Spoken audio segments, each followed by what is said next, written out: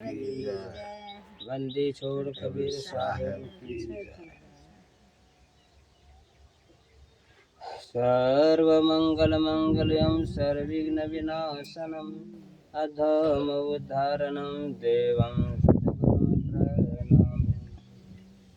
हे सद्गुरुदेव आनंदाता ज्ञान सबको दीजिए, लीजिए दुर्गुणों को दूर सबका कीजिए। बंदा चरण सरोज निज मुद मंगल यगार। जेहि सेवत नर होत हैं भव सागर के पार। गुरु के सुमरन मात्र से नासत विघ्न अनंत। जिनके सर्वारंभ में ध्यावत है सब संत। बोलिए प्रेम से सद्गुरुदेव की जय। आदरणीय धर्म प्रिय मानव सज्जन वृंद, माता बहनों, भाई बंधु एवं संत समाज, आज बड़े हर्ष की बात है। इस गृहपति ने अपने नए स्थान पर सत्संग का आयोजन रखे हैं। ऐसा धन्य है धरती जो संत महात्माओं का पदार्पण हुआ है। ऐसा धन्य है गृहपति जो बराबर संत महात्माओं को बुला कर के अपने जगह को शुद्ध करवाते रहते हैं और करते रहते हैं। तो संत महात्माओं के अपने यहाँ बुला कर के उनके चरणों से जो शुद्ध करवाते हैं, वे बड़े हर्ष की बात है, बड़े प्रसन्न की बात है। ऐसा कोई ही करवाते हैं और सभी नहीं करवाते हैं, क्योंकि सबके पूर्व जन्म का भाग्य है। जिनके पूर्व जन्म में पुण्य का भाग है, वही व्यक्ति गुरु भक्ति में उतर सकते हैं, वही संत के मर्म को जान सकते हैं, वही गुरु कर सकते हैं, वही जीवन भर भक्ति को धारण कर सकते हैं। इसलिए ऐसा सभी में नहीं पाया जाता है।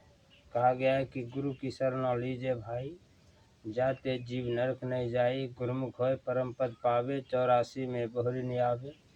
गुरु पद से वे बिरला कोई, जा पर कृपा साहब की होई।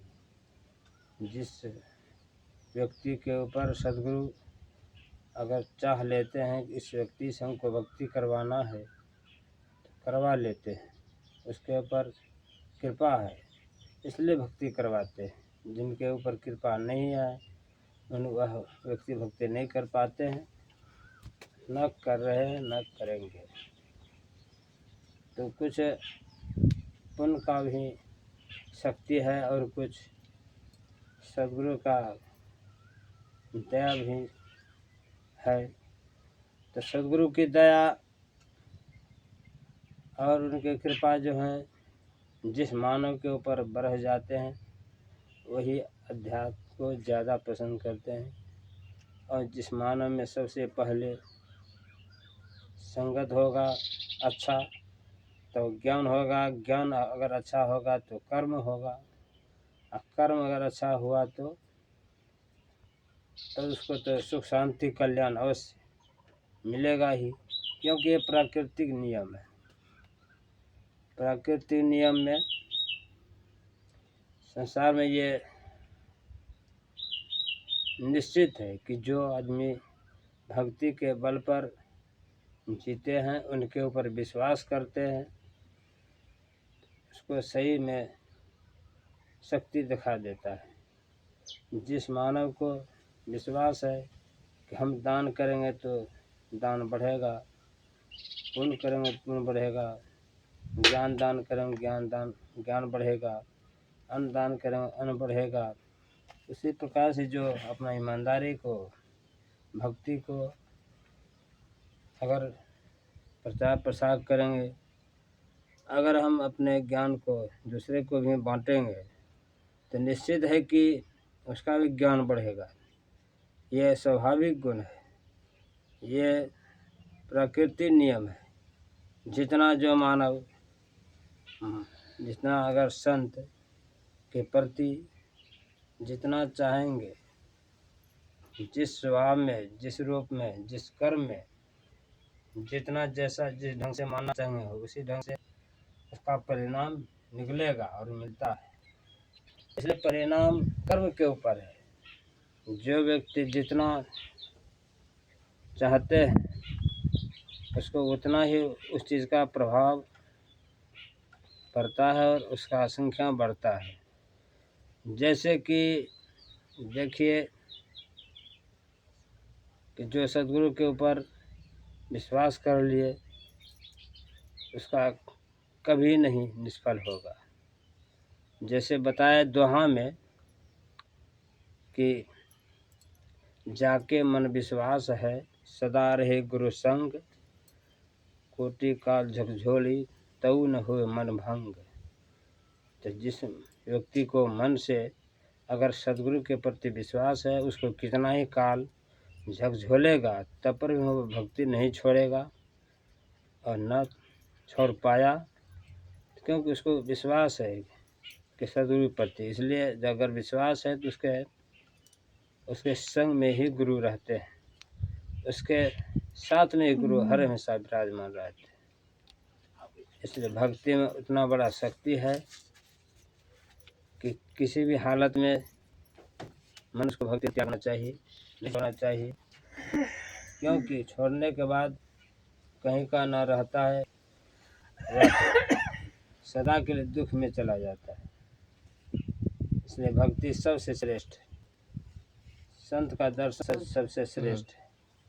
और संत का दर्शन सभी को नहीं पाता है, सभी को नहीं मिलता है। इतने व्यक्ति को संत के दर्शन के बिना व्याकुल रहते हैं, बेचैन रहते हैं, क्योंकि वैसा अपराध कभी वह अवश्य क्या होगा जो कि संत का दर्शन नहीं हो रहा है। जो व्यक्ति जितना पूर्व जन्म में, चाहे इसी जन्म में, चाहे उसके खानदान में भक्ति करने वाला होगा, मानव को मानने वाला, संत को मानने वाला, दया रखने वाला, जी पर दया रखने वाला, उसी के हृदय में ईश्वर का वास होता है, उसी के हृदय में सद्गुरु की वास होता है, उसी माथे पर हर हमेशा उसी के संग में रहता है। इसलिए कहा गया है कि धन्य है मातु पितु, धन्य है धन्य सुहद अनुरक्त, धन्य ग्राम वह जानिए जहाँ जन्मे गुरु भक्त। वैसा गाँव धन्य है, वैसा घर धन है, वैसा परिवार धन है जो सद्गुरु के भक्ति में सभी उतर गए हैं और उतर के कर्म कर रहे हैं, उस पर चलते हैं। जो जितना चलेंगे उसको उतना लाभ होगा, उसके आत्मा में उतना शांति मिलेगा। जिंदा अवस्था से लेकर मृत्यु अवस्था तक उसका अच्छा ही फल मिलेगा और मिलता है। इसलिए सद्गुरु का भक्ति सबसे श्रेष्ठ है। कहा गया है कि प्रथम चरण गुरु किन विचारा, करता गावे सिरजनहारा, कर्म ही के जग बोराया, शक्ति भक्ति के बांधन माया, अद्भुत रू जाति की बानी, उपजी प्रीति रमैनी ठानी, गुणी अनगुणी अर्थ नहीं आया, बहुतक जन्य चिन्ह नहीं पाया, जो चिन्ह ताको निर्मल अंगा, अनचिन्ह नर भयो पतंगा, चिन्ह चिन्ह कर गाबहु बोरे, बानी परी न चिन्ह, आदि अंत उत्पत्ति प्रलय यापुह कही दिन। प्रथम चरण जो है धरती पर सद्गुरु ही रखे, क्योंकि जिसमें सृष्टि किए संसार का, पृथ्वी का सृष्टि किए यही धरती पर से, यहाँ से तो सतलोक गए। इसलिए बीजों में कहा कि प्रथम चरण गुरु किन विचारा। अब विचार में किया कि इस धरती को बनाए हैं, जिस पर रहने वाला, चलाने वाला, उसका भी उत्पत्ति करना है, कर दिए हैं मानव को। इसलिए उसका गुणगान चल रहा है। भक्ति को यहाँ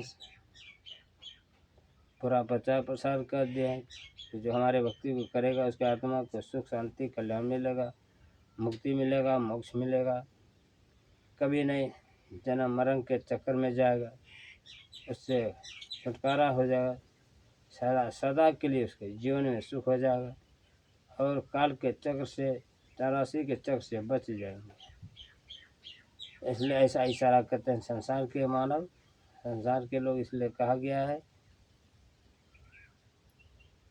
कि दर्शन संतों का होना चाहिए, ज्ञानियों का होना चाहिए, इंसानों का होना चाहिए, और संगत, ये सब जो संगत है सबसे अच्छा है, मानव पर अच्छा प्रभाव पड़ता है। प्रभाव भी पड़ता है किस कारण से, तो कुछ मनुष्य का अगर अधर्मी मानव है, उसका खान पान गलत है, अगर उसका खान पान जहाँ गलत है, उसका जल्दी प्रभाव आत्मा में, शरीर में, दिमाग में नहीं पड़ेगा। जब तक कि वह आहार व्यवहार को नहीं सुधारेगा, तब तक आध्यात्मिक ज्ञान इसमें नहीं समा सकता है। इसलिए भक्ति करना है तो बहुत सरल, नहीं तो बहुत भारी है। क्योंकि अगर भक्ति करने पर जब चलता है तो मानव संसार के लोगों को, भक्ति करने वालों को दुख देना शुरू कर देते हैं, सताना शुरू कर देते हैं, तो डर के मारे भक्ति छोड़ देते हैं। तो क्यों? ये संसार काल निरंजन का देश है। ये संसार जो है ये निरंजन का राज है। इसलिए कहा गया है कि 3 लोग पिंजरा भय, पाप पुण्य दो जाल, सब जीवन भोजन भय, खाने वाला एक काल। संसार में जितना भी है 3 लोग, ये पिंजरा है। निरंजन का कहना है कि हम पिंजरा में मनुष्य को फंसा दिए हैं, जीव को, सब शरीरधारी में जीव समा दिया है। जो जैसा कर्म करे उसको हमेशा खाएंगे, और दुनिया में खाने वाला एक काल है और कोई नहीं है। लेकिन दुनिया में लोहा से बड़ा कोई नहीं है, क्योंकि लोहा सब चीज़ को काट देता है, लोहा सबसे मजबूत है। लेकिन उससे भी ज़्यादा ताकत, उससे भी ज़्यादा शक्तिशाली कौन है? आग है, उसको गला देता है। आग से भी ज़्यादा शक्तिशाली क्या है? पानी, उसको बुझा देता है। पानी से भी ज़्यादा शक्तिशाली क्या है? तो मनुष्य, उसको पी जाता है। और मनुष्य से भी ज़्यादा शक्तिशाली कौन है? जम है, जो उसको प्राण को ले लेता है, मौत है, मार देता है। और मौत से भी ज़्यादा शक्तिशाली क्या है? भक्ति है, जो कि मौत को भी टार देता है। इतना बड़ा शक्ति, इसलिए मनुष्य को भक्ति करना चाहिए, गुरु करना चाहिए। ये अवश्य जीवन में और आत्मा में, जिंदगी में कल्याण होता है और होते रहेंगे, और कितना को हो गए और हो रहे हैं। इतना ही कहकर मैं अपनी वाणी को विराम देता हूँ। बोली प्रेम से गुरुदेव की जय।